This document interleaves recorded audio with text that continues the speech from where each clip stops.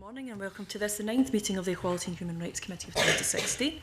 Can I ask people to do the usual and put your mobile phones and devices on silent or flight mode, please? We're moving swiftly on to agenda item 1, which is the scrutiny of the draft budget for 2017-18, and it's our main item of business today. The scrutiny for this committee's work is to focus on and to examine public policy in the area of disabled people and British Sign Language users applying to and attending Scottish universities.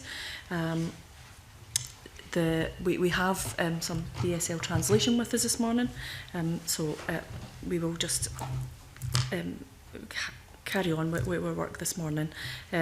I'd like to welcome our two panel members this morning, who is Russell Gunson, is a member of the Commission on Widening Access and Director of IPPR Scotland. Welcome back to the Parliament, Russell.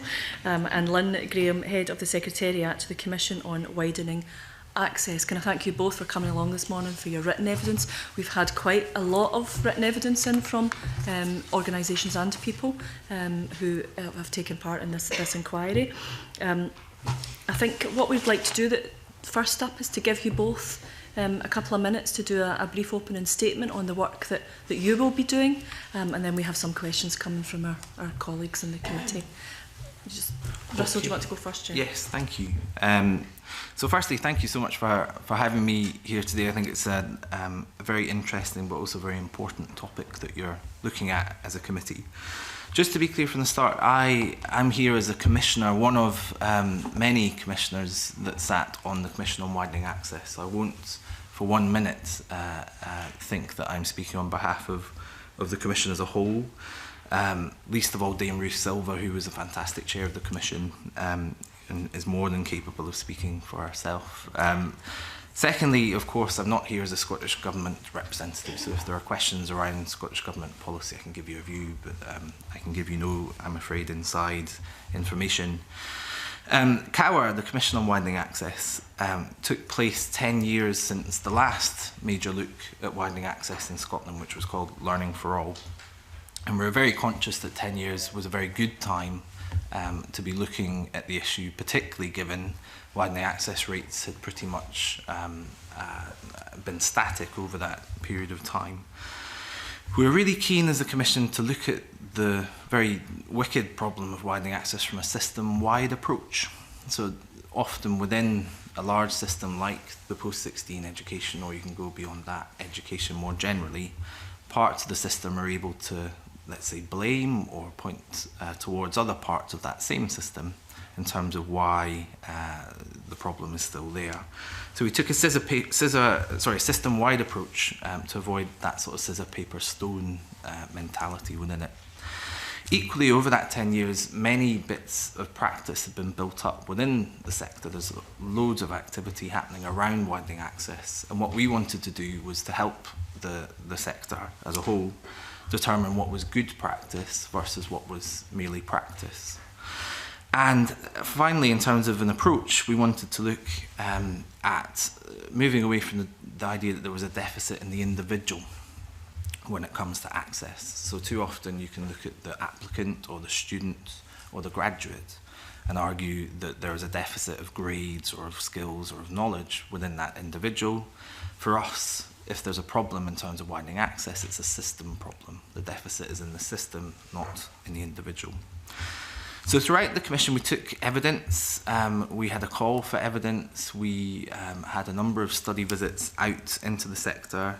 We also broke the commissioners down into expert working groups around some of the key issues within widening access as we saw it. And in our final report, there were a large number of recommendations, 34 recommendations, with key recommendations including targets, so a 20% target for those from the most deprived backgrounds by 2030. Equally, access thresholds, so looking at a very different way of doing admissions in the future.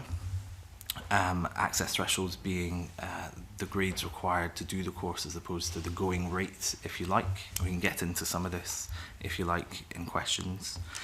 An access framework, which would look very much at nudging activity towards good practice and impactful practice. And of course, a commissioner on widening access which the government are in the midst, I understand, of appointing. The remit for CARA was clear, though. It was focused on deprived communities. So our focus as a commission was on socio-economic factors. And therefore, in terms of BSL and disabled students, whilst of course there's intersectionalities between deprivation and those issues, we didn't look at those issues in great detail directly.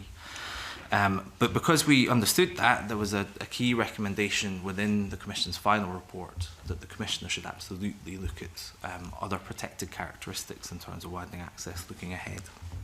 So more work will be required, we understand that, and we understand that the Commission will be taking that on. Sorry, Commissioner. So the 10 years since the first look at widening access, we've only seen incremental progress in that time. We certainly hope, I certainly hope as a Commissioner on the Commission on Widening Access, that over this next 10 and 15 years we see much more of a step change on widening access. And I hope that the Commissioner and the implementation of CARA's recommendations will see that. Very much, Russell. Lynn, have you got something to add here? Not really. I think Russell's covered the work of the Commission. In terms of my role, I was involved in the inception of the Commission around the remit and the scope right through to publication of the final report. Going forward, I'm now leading the access team within government, so we have a number of dual roles there. One, to continue to support ministers in developing policy around access, also to lead on the coordination of implementation of the recommendations from the Commission, and also to support the Commissioner for Fair Access when they're appointed with their work, to take forward their recommendations, but also to act as an advocate and a leader on this agenda going forward. Thank you very much. You'll realise the work of this committee is about equalities and ensuring that people have equal access.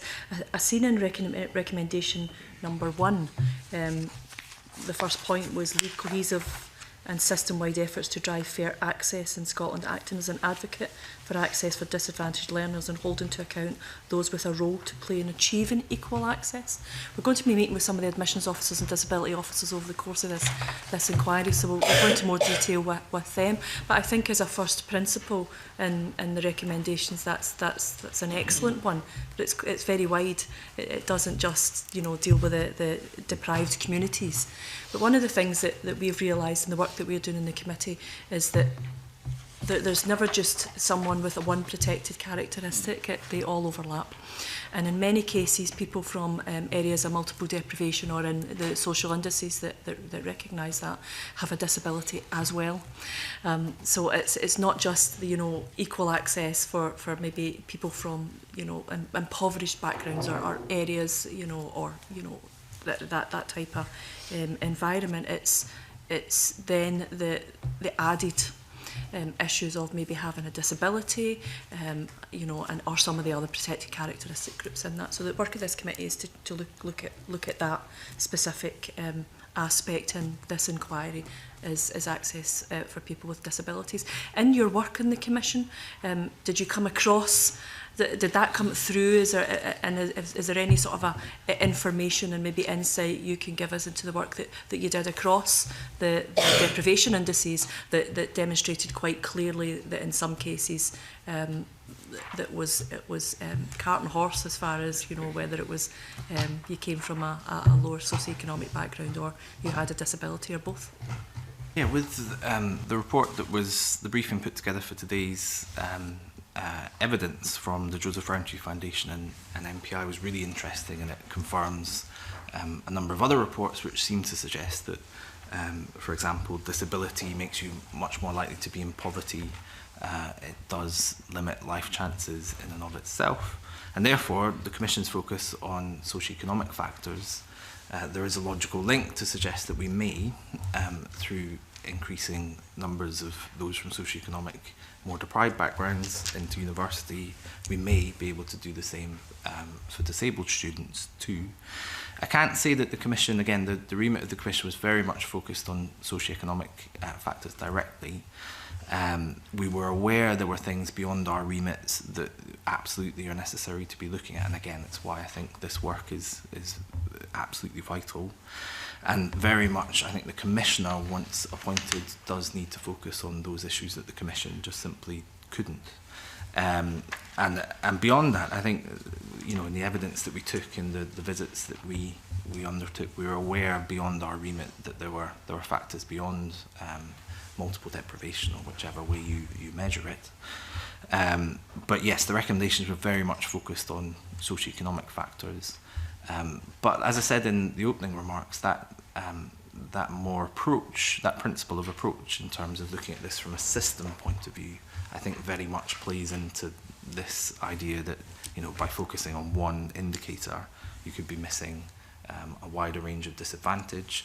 Taking a systems approach, I think, allows us, or allows the Commissioner, should I say, to take a rounded view of disadvantage in general. Yeah, I think you generally find that people who find barriers, it's the barrier that's the issue, and not the other things in that respect. So it's, if you're saying a systematic approach is taken to reduce barriers or to you know, end barriers completely, then that's a good way to go. Can you give us any examples of where you've maybe identified some barriers in the work that you did do and the work that's been undertaken then to either reduce or end those barriers? Yes, so during the Commission's process, it was clear, just as one example, that the admission systems, you mentioned admissions officers, was one of the clear areas of focus for us, I think.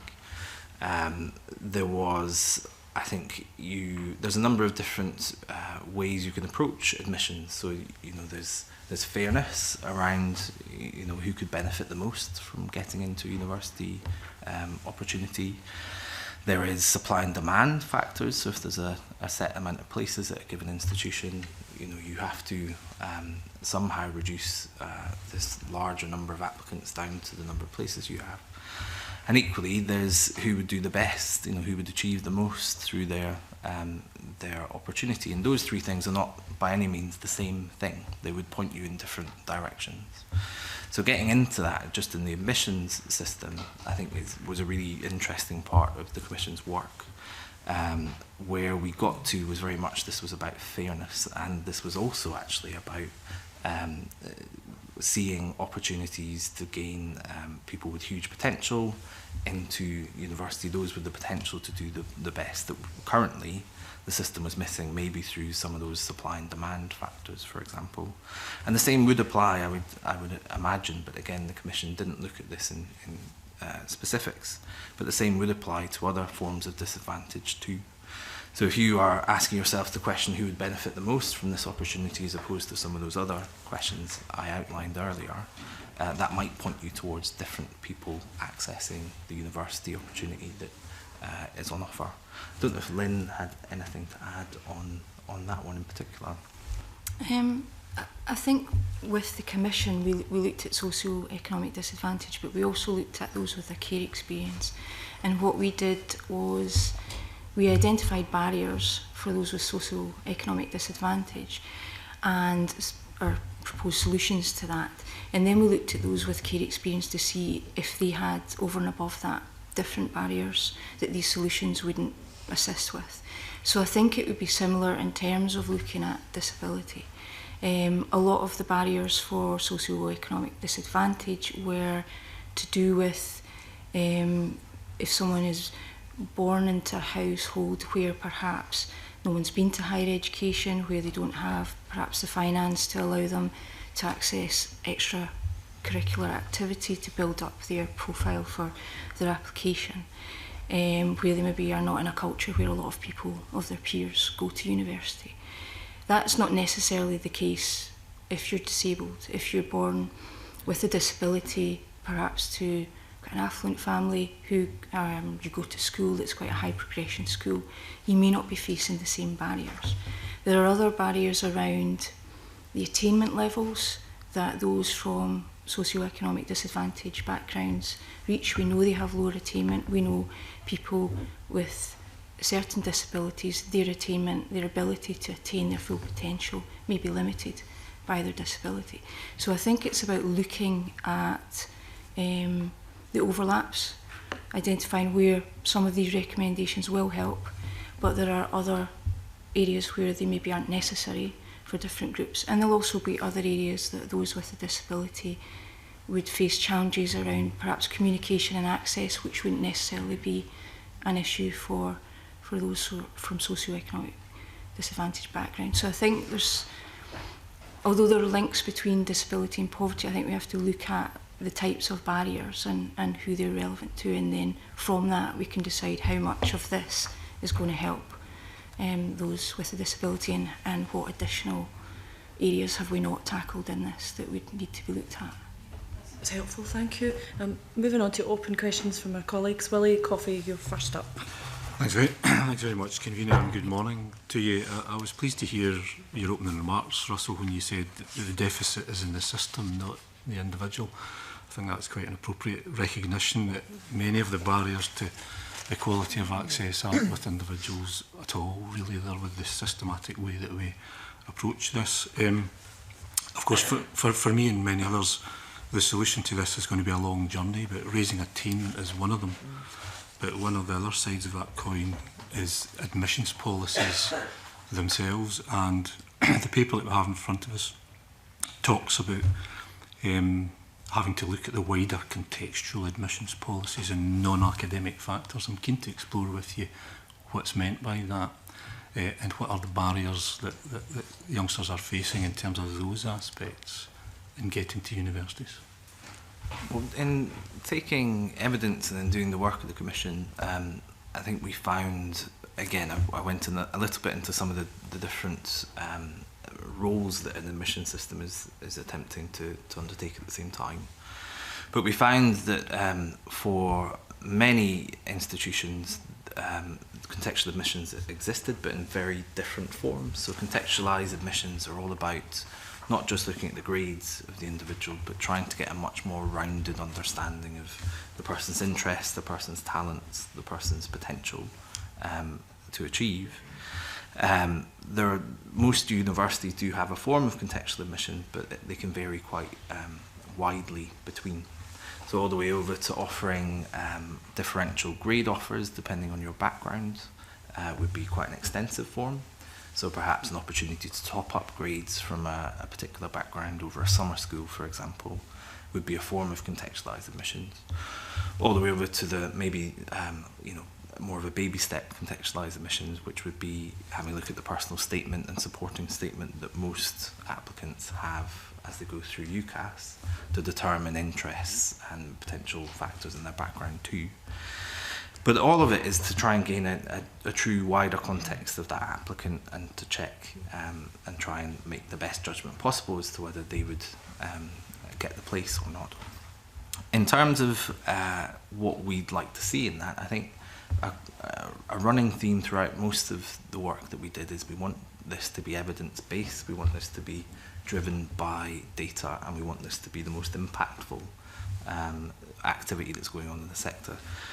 Not all the time are institutions understanding the impact of their actions, so I think getting a little bit more onto whether their admission system, in this example, is having a positive effect on their targets and what they want to achieve in terms of widening access. The link isn't always there. So nudging, there's lots of goodwill, there's lots of very good intentions out in the sector and lots of amazing activity happening. What we need to do is to understand which of that activity is having the greatest impact on access, and to focus on those that have the greatest impact. One. Yeah, I mean the access thresholds came about from the evidence that we'd found that people from socio-economically deprived backgrounds who got into university perhaps with lower grades did as well or better than their peers with with high grades. So I think it comes back to that: how well does your school attainment reflect their actual true ability and their potential? So if someone from very difficult circumstances and difficult backgrounds has attained a certain level on leaving school, how does that compare with someone who's had a lot of support and attained the same level in terms of their potential?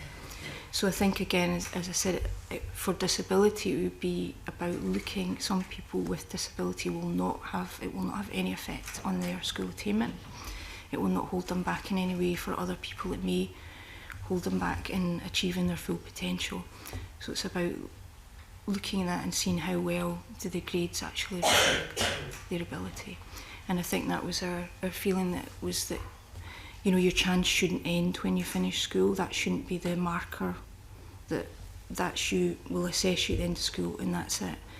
If there's a chance to actually to catch up and to be successful within higher education, then that opportunity should be available. Could I ask you though, is there any data from the universities that would show us what's happening here? And what I mean by that is there any evidence that the admissions policies are compounding inequality of access?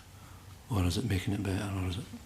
That would be, I think that's a really good place to start in terms of this inquiry, and again the wider work that the Commissioner wants appointed to.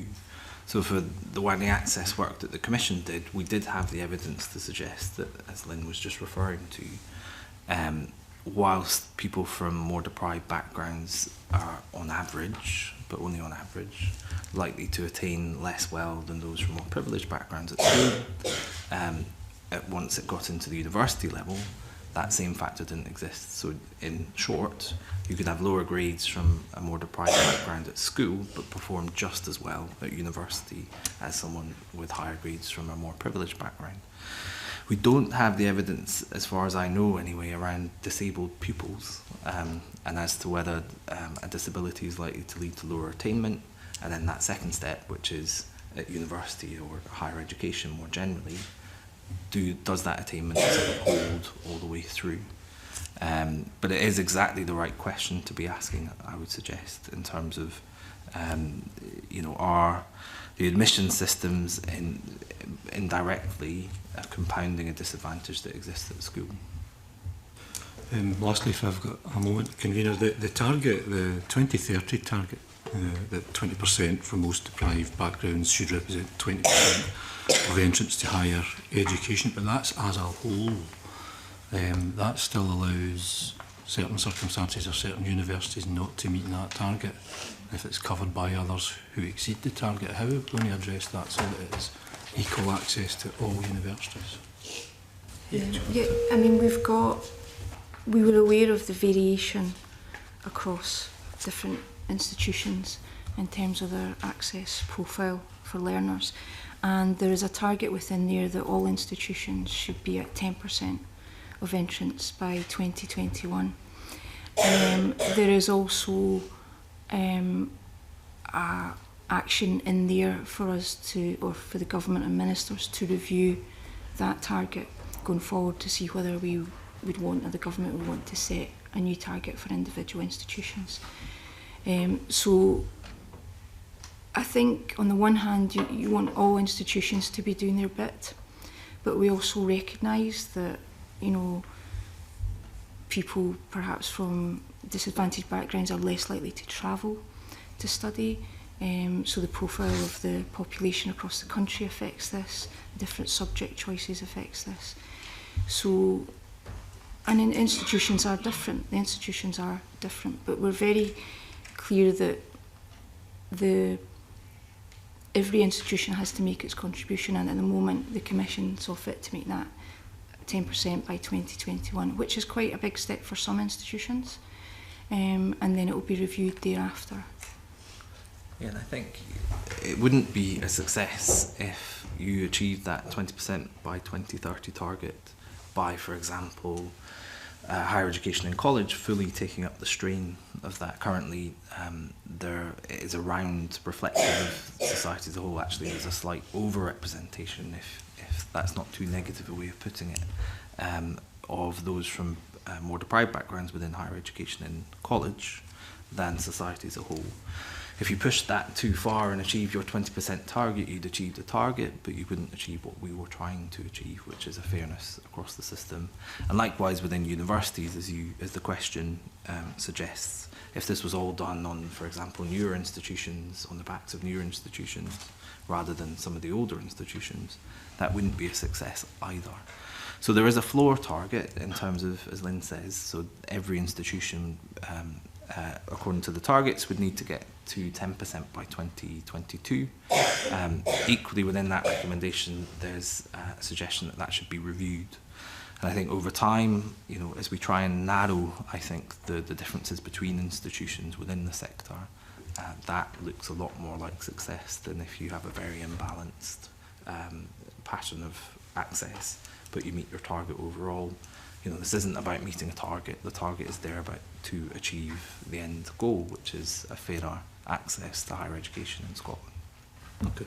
Thank you very much for that. Thanks very much, Willie. Jeremy.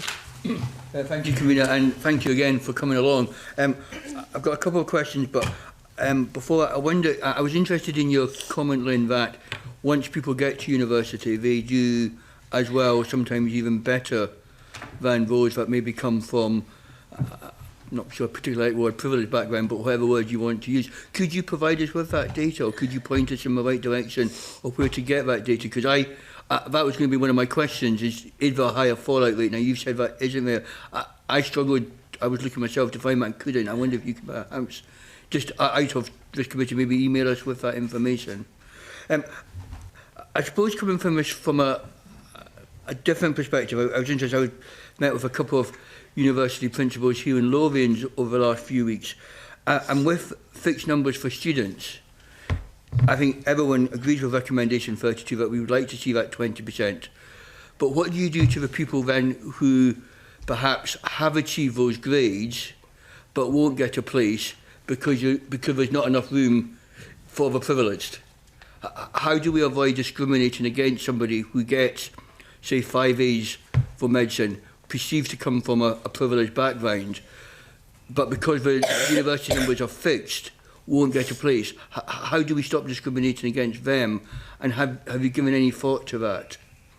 I think the Commission gave a great deal of thought to that, and what we call sort of displacement of students that are currently in the system through widening access. There's a number of different ways to look at this, and the first one is that, you know, you want to get the right people into your higher education sector. What does that mean, though? Who are the right people? Now, currently the system is very much set up to say, well, the right people are those that get the best grades at school, and those are the people that are entitled or deserve, or whatever word you wish to use, a place at university.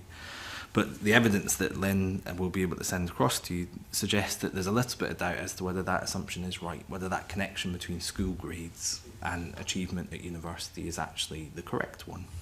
So that's the first thing, a challenge back a little bit, because there isn't, not from your question, but from others that put that, that point of view forward, there's an implicit judgment that somehow people that deserve a place would be being displaced out. That may not be the correct judgment. But beyond that, again, what are you trying to achieve with the higher education system? So there's not one thing, there's a whole number of things. But there is a balance to be struck, and whether we've got the right balance between fairness and allowing, again, that deficit in the individual point as opposed to deficit in the system, whether we've got the right focus there in terms of, are we just saying this is their problem, you know, you didn't attain well enough at school, you don't have the skills or the knowledge to get in? Or are we taking responsibility as a system to say, actually, we need to do better at getting the best out of as many people as we possibly can? I think specifically on fixed places, I mean, even you ration a system in different ways, even the system down in England, which has very large tuition fees, no real, at least in terms of cash investment from the public sector into it, and supposedly uncapped places, there is a rationing in that system still. There are still people that would be pushed out. And even if, and we were very conscious of this, even if you get access correct, you may just be kicking inequality a bit further down that system. So what about retention? You know, if you have access to a broad number of people, are you potentially setting them up to leave early? And never mind that, what about graduate outcomes? So if you get retention and access right, are you setting people up at the point of getting a job or starting a career to have inequalities at that point? So we have to think about this in the round, we have to think about this as system-wide, and we also have to think of access as not just access through the door, but also staying there and then out the other end into a life, never mind a career, that people enjoy and find fulfilling. I mean, I suppose, I know Willovian's best because it's the area I represent, the area I live in, and I suppose would be slightly concerned that we end up with, because you go to a certain school that is seen as privileged, you are then discriminated against from getting to university because you go to that school. And I think we just got to hold that balance between the 20%, and I think we do maybe to look at the numbers that are capped at the moment and whether that needs to be increased, but that's not for this committee, that's a wider issue. My second question kind of leads on nicely from what you said at the end there, is that university, college is not just academia, it's the whole university experience. It's making friends, socialising, joining clubs, societies, etc. A very broad experience. Do you think that's a barrier to people coming in, that even if you can do it academically, as you said, moving to a different part of the country, perhaps that whole kind of thought of socialising, perhaps maybe a false picture of what college or university is like, stops people going, particularly those maybe with disability? And how do we break that barrier down? Or is work already been done around that? I think in terms of, so I mentioned retention, and the question really is about the sort of wider experience of going to university or college or higher education. And actually those two things are very linked in the evidence. So the evidence would suggest the more you feel at home, the more you feel like you belong at the institution that you're at, the more likely you are to be retained through to the point of qualifying, and equally the higher performance is more likely too.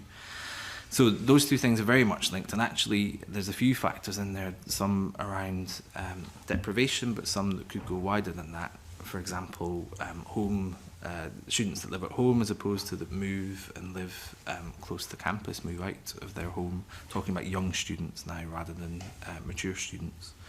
They are a bit more likely to drop out, not be retained.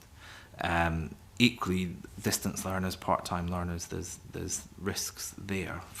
We would guess those factors around not feeling part of the wider experience. In terms of what's been done about it, so student associations, particularly, I should say I used to work for the National Union of Students, so I don't know if that is an existing conflict of interest, but there's a risk of a past one. But student associations can be vital in that process, and I know absolutely and intimately that they're very focused on equalities more generally and being as accessible as possible to the full student body. But beyond that, there are lots that the institutions are doing too. And I should have said in response to the last question that it isn't just the target here, and it's not just the commissioner. There are a whole array of different parts of the system that are focused on this.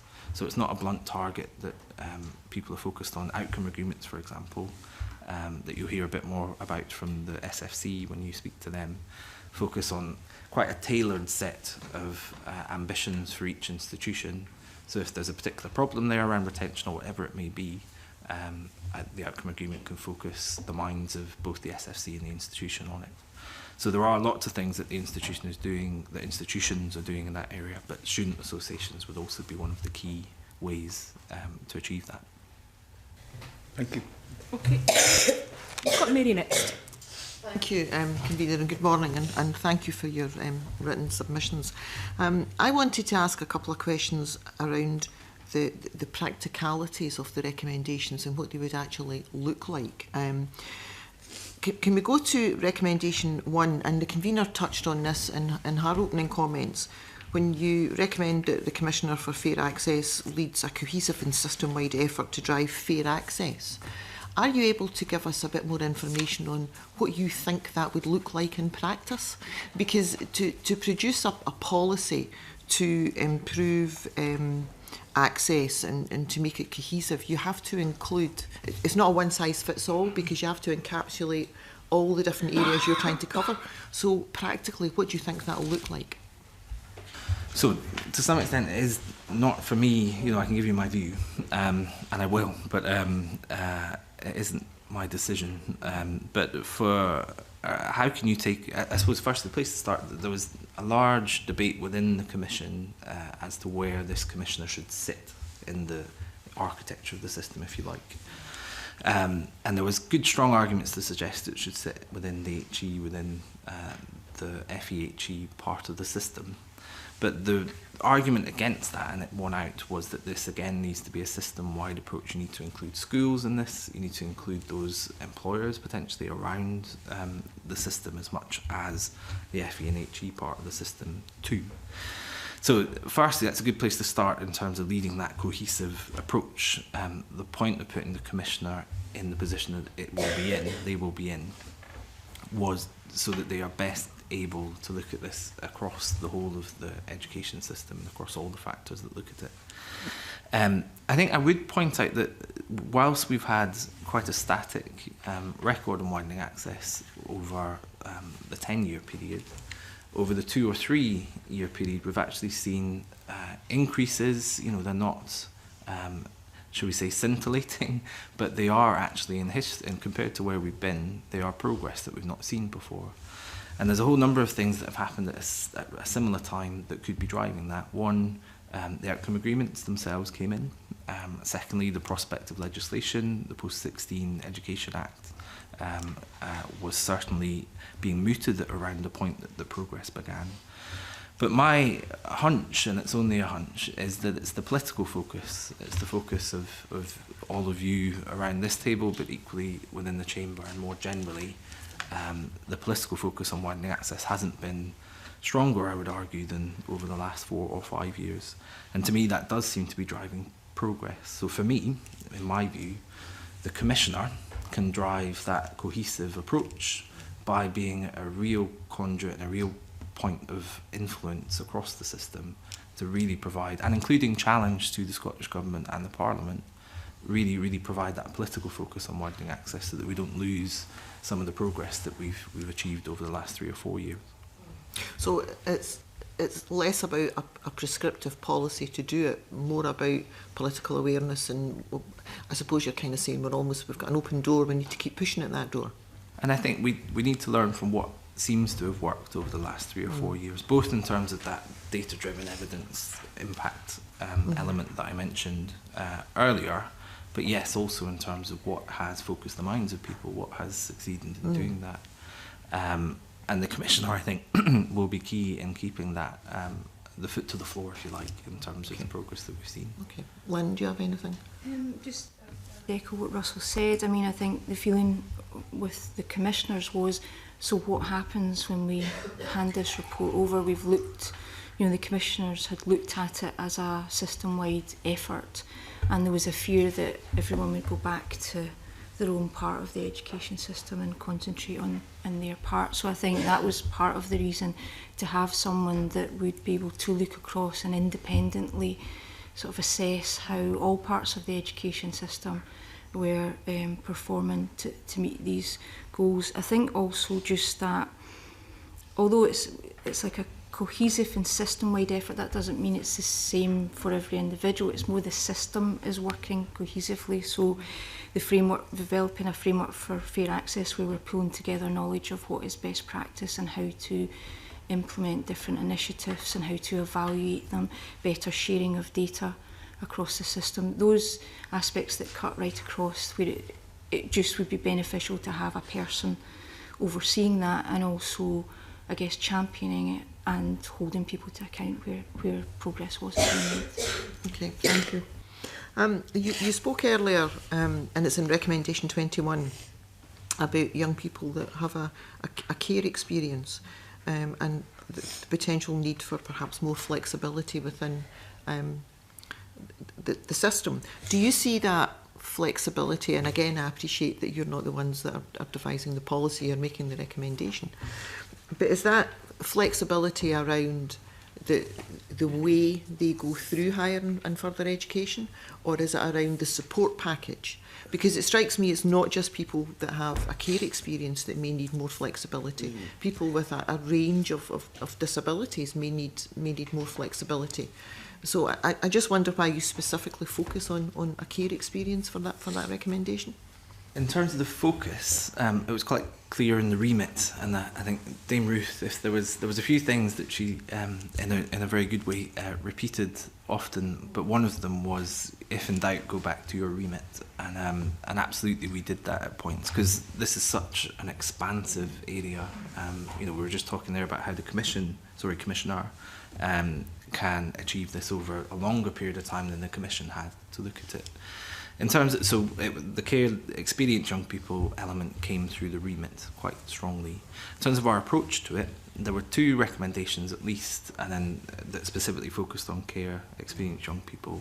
You can argue many of them, if not all of them, touch upon those potential students.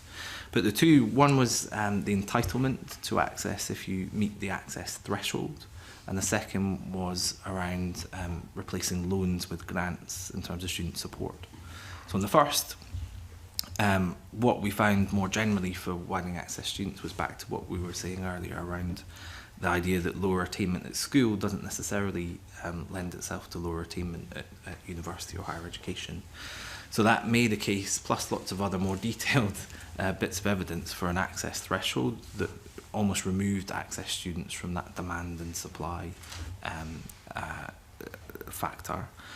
For care experienced young people, there was an added element of disadvantage in that, and moving from an access threshold that was almost by guidance to one that was an entitlement for the student seemed to make sense, particularly given the numbers at this point of care experienced young people that go into the system, which speaks to the displacement point from earlier. So that's why on the first point. On the second point, and I wonder whether this is even more relevant to disabled students, the student support element. So in general, there isn't a huge amount of evidence actually that student support leads to access. So improving student support leads to larger numbers of people from disadvantaged backgrounds going. There isn't the connection there as far as we know. One of the recommendations was to look at that, however. But what you could imagine a closer link between would be retention and student support. So if you don't have enough money to live on, you may work too many hours in a paid job to top up your income, or you just simply may not be able to attend, or the stress and strain of it may get too much for you. And I would imagine, given the additional cost that many potential disabled students have, that the student support system may actually be more of a factor for disabled students than it is more generally for disadvantaged students. So that talks you through the thinking in terms of why care experienced young people, why those 2 routes. And in reference to disabled students, I think both could be relevant, but in particular the student support element. And there is recommendation, I've forgotten which number it is, to look at the student support system quite early on once the commission has been appointed. Thank you, that was very helpful. Lynn? Just 2 things to add to that. One of the part of the flexibility in the student support was around entitlement to come back if you've dropped out, or entitlement to spread your study to go part-time rather than studying full-time if that was easier for the person. Now that was actually, there are provisions in place for disabled learners to have that bit more flexibility and to receive funding for the different modes of study. The other thing is that there will be a review of student support that's started. There's an independent review which started in October and is due to report in autumn next year, which is looking at student support in the round. So that, along with, as Russell said, the Commissioner has got a specific recommendation to try and look at the impact of finance on access and to carry out research on that within 3 months of appointment as well. So we will start to hopefully get more information on if that is, I mean, the decision the Commission was making was where's the best place to invest resource, and the feeling was there was a lot of barriers before you got to that stage that were holding people back. They weren't even, you know, care experienced youngsters weren't even getting to that stage. So we need the evidence to see what specifically would make a difference to different groups of learners. Thank you. Thanks very much. Can I just pick up on it very quickly on a point there, and it's a very discrete and specific issue actually, but it's something that was raised with me with one of the supported accommodation organisations in my constituency, Blue Triangle, where you've got maybe care experienced young people who have left the care system, went into their own tenancy, the tenancy's failed and they've ended up in supported accommodation.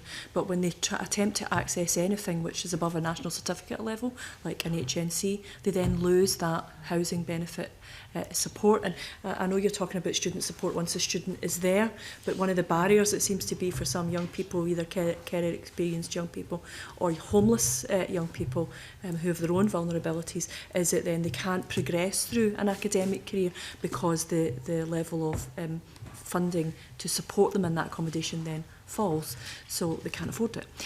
So I wondered whether anything came up in your investigations with care experienced young people that showed you whether that was a huge trend, or was it just something that didn't register? More was over on the FE side of things, further education side of things. So the delays potentially between starting a course and accessing your student support payment, your bursary, the potential for that bursary to be varied in course, during course, or to be ended early. And actually, most of all, some really logistical things around showing your proof of residency, your proof of ID. Some of these things rely in this system on having parents, and that's the default. If you're not in that position, the system sometimes can be very difficult to navigate. And again, it's all to do with headwinds and tailwinds. So if it's not impossible, but if you're putting a whole heap of difficulty in the way of someone who's already faced large barriers, then you can't expect the chances of them to go to FE and HE to be the same. So it's about, I think over on the FE side of things, it came through a bit more strongly through the Commission. More generally though, yes, I think the interaction between the benefit system and the student support system could be improved. Potentially the devolution of some benefits and the ability to create new devolved benefits might help. But overall, regardless of where the power sits, it's about the interaction between those systems being a bit more smooth than it is just now. And again, that hits on the people that are furthest away from being able to access, I would argue. Yeah, thanks very much, Russell. Alex. Thank you, Convener. Good morning, Russell and Lynn, and thank you for your presentations and your written evidence. I have two questions, each are connected with opposite ends of that academic journey. I'll take the first one first, obviously. We know from successive reviews that educational attainment in care experienced young people is hampered in particular by the very particular behavioural needs connected with trauma, attachment disorder and loss, and the fact that teachers and educators aren't equipped in training to deal with those very special behavioural needs, and that lets them down. It's still a circle we've yet to square. I wonder if the Commission, what the scope of the Commission is to work with schools going right back to primary school almost to equip and to identify the barriers to other marginalised groups, in particular students affected by hearing loss or by sight loss or other disabilities, and to work with educationists and the institutions that accredit our teachers to break those barriers down before we get even to the admissions process. A large focus of what the Commission wanted to look at during its time was what was going on out there in terms of particularly institutional outreach. There are some centrally funded programmes through the SFC and others too, but particularly what those institutions were doing, and a lot of outreach, for example, work are focused in general on particular schools or particular backgrounds. There are a few that are focused on particular types of students. So again, bringing in disabled or potential disabled students or care experienced young people, I think those types of activity could be the best. But what we found from them again was that they were not necessarily focused on evidence. So we have outreach that's quite broad sometimes, particularly the earlier into the school system you go, that isn't necessarily focused on those pupils that would otherwise not enter, but that's a very hard judgment to make at the age of 4 or 5 or 6. But secondly, not necessarily focused on what works. So those two things, I think, are key learning points from the Commission that we tried to factor in through the framework. So the framework is around building evidence of what does work, what is good practice, including particular groups of students or potential students, and focusing activity from institutions on those things. So in general terms, that was the picture. The picture was there is quite broad brush intervention quite early on. It's not necessarily focused on the pupils that you would focus it on, and it's not necessarily focused on impact. But we want to try and do both of those things. Thank you. And the second question is, we've heard a little bit about retention. Once students have made it through the admissions process, is keeping them there. When I was president of Aberdeen University Student Representative Council in the dim and distant past, I sat on the university court. I remember asking the Vice-Chancellor of the university, when we were talking about admissions and retention, what happened when a student went to the admissions department for an exit form to leave their degree, and nothing happened. There was no counselling, there was no discussion as to why they wanted to leave the course, and it strikes me that's still a bit of a problem in our tertiary education institutions.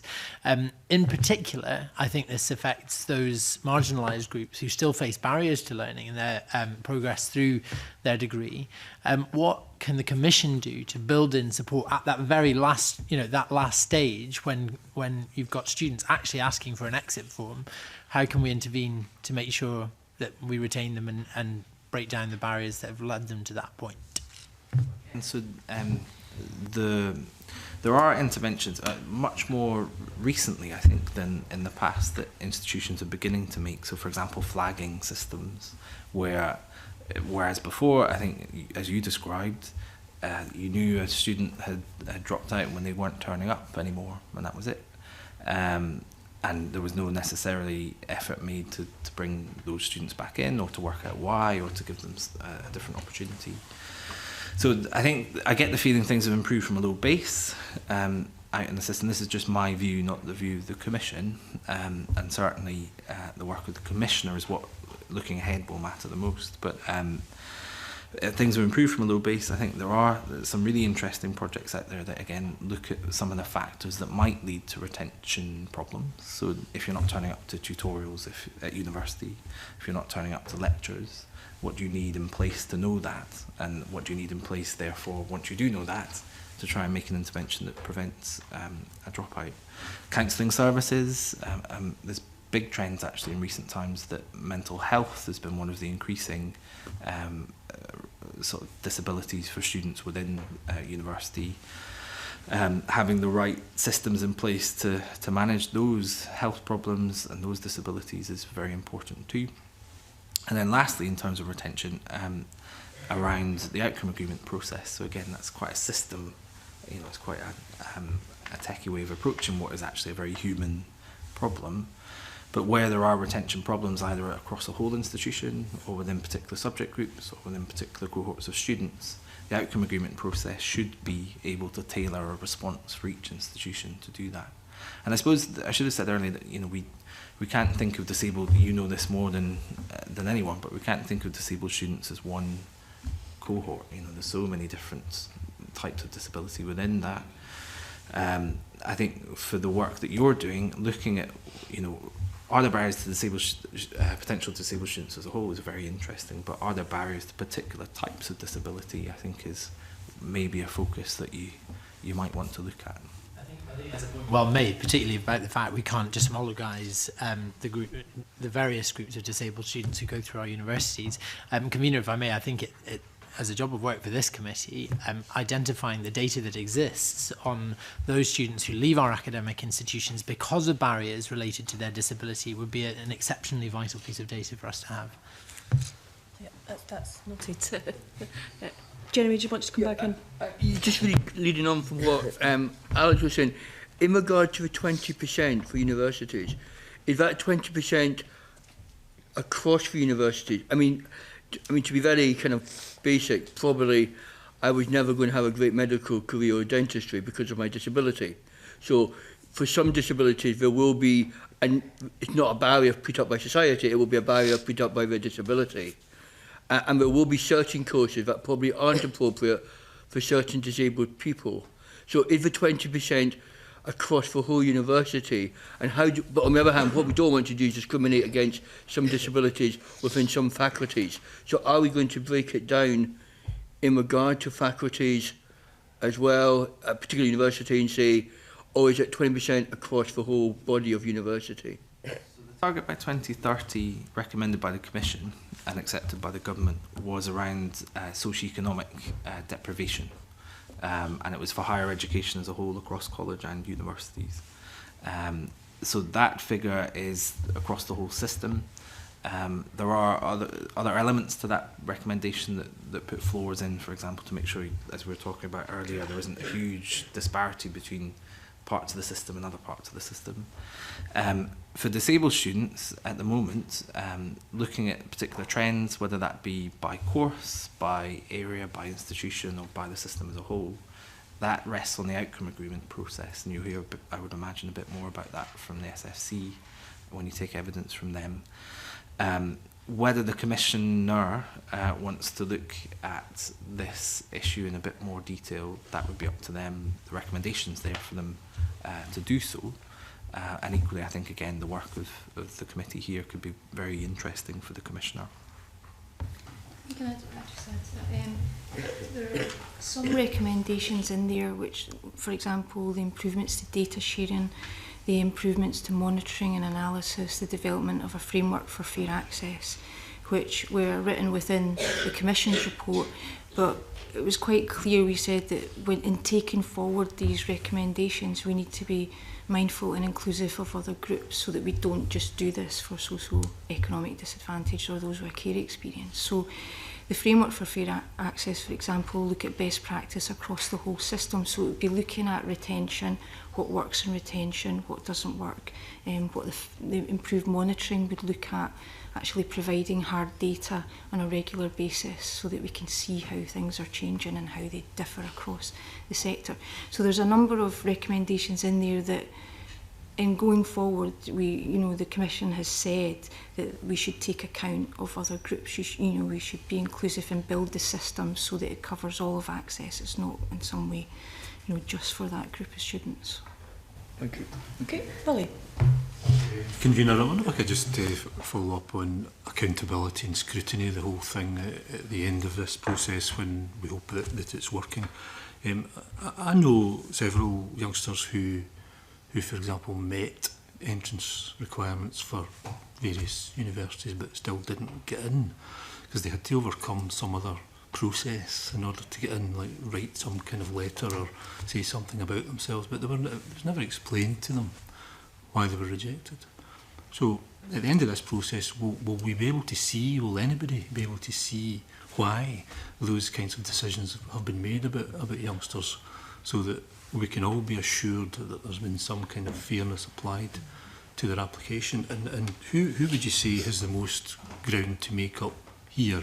Is it the ancient universities or what? Do we know? Does anybody know what the pattern is and who has the most work to do?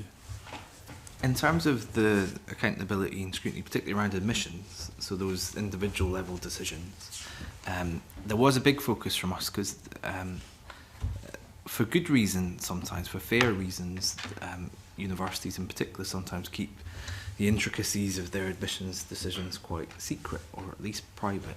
I say for good reason, I don't mean to suggest that I agree with it, but I can understand it in the sense that certainly down south you've seen when institutions have been much more public about being a bit more proactive in this area, they've faced huge amount of pushback from potentially those families and certainly those media outlets that seem to think they represent those families that might be displaced out of the system through doing it. So for good reason, in the sense of understandable reasons. But for us in the Commission, one of the things we absolutely wanted was much more open and transparency around it. We, in essence, are giving cover to institutions to move and to a much more proactive way. If there's grief from people that or media outlets in terms of them doing so, they can point to the Commission, they can point to the government's backing for the Commission's work. That's the theory. But there is a particular, particularly as you move to access thresholds, some of the recommendations within the Commission's report around admissions, we wanted them to be very open and transparent, and there's a recommendation around that, making sure that their admission systems are clear and much more fair and transparent. In terms of who has the most ground to make up, that is a tempting question, I must say. But I mean, you can look at the statistics and you can see that those institutions that have the fewest students from the most deprived backgrounds tend to be the older institutions. But there are mitigating factors in that. So you can see that they would certainly argue that attainment at school level is a big factor in that. So if you need 5 A's to get into medicine, and that is an if, there's a judgment that should be made before that as to whether that is required or not. There are fewer people from more deprived backgrounds that get those level of grades. I think for me overall, to cut through that issue a little bit, I would like to see, and this is a personal view, those institutions with the most still to do to take more ownership over the fact that they still have more to do. So yes, by all means point to attainment at school, but get in there and begin to affect attainment at school. Yes, by all means say that you need a certain level of grades to get into your particular institution or a particular subject within your institution, but check that, do the work, get the evidence, make the case. Don't just assume it because it's been the case for the last 20, 30, 40 years. So I think that ownership issue is really important, that this is nobody else's problem, this is your problem. And if your institution doesn't have a strong enough record on this, what are you doing to change that? So I wouldn't go quite as far as saying, as some people do, the ancients are terrible at this, need to get better. There's a lot of really good work going on out there. But I would nudge it much more in the direction of what are you doing about this, rather than saying who else is failing and therefore leading to your record. Okay. Very quickly, Mary. Can I just ask a very brief supplementary on that very point? Is there any sharing of best practice across the higher education and further education institutions about the best way to go about widening access and encouraging more people to apply? So the first step in that is knowing, firstly, what works and what doesn't, and that there isn't enough, in my view, work going on, at least in the past. I think that is changing, to do the research, which is quite ironic for research institutions, but to do the research as to what works and what doesn't. The sharing beyond that, once you knew what worked and what doesn't, there are some factors that push and pull on that. So collaboration could be a really really powerful tool in terms of widening access, but some institutions feel in competition with each other, whether over widening access more generally, students.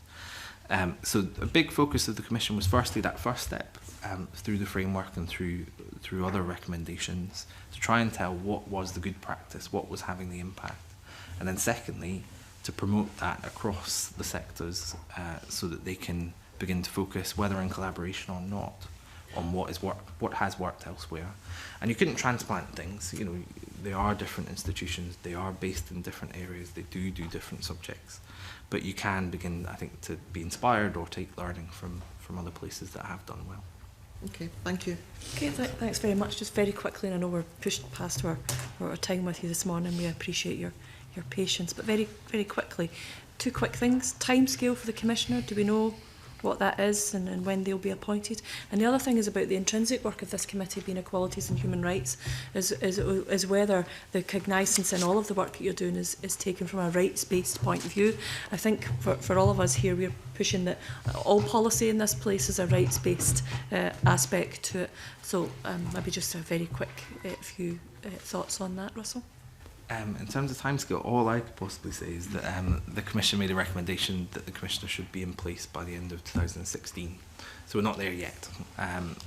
I don't know if Lynn has anything else to add on No, that. just that, we're working on it, the government and officials are speaking with ministers about it, and we're still working towards that deadline.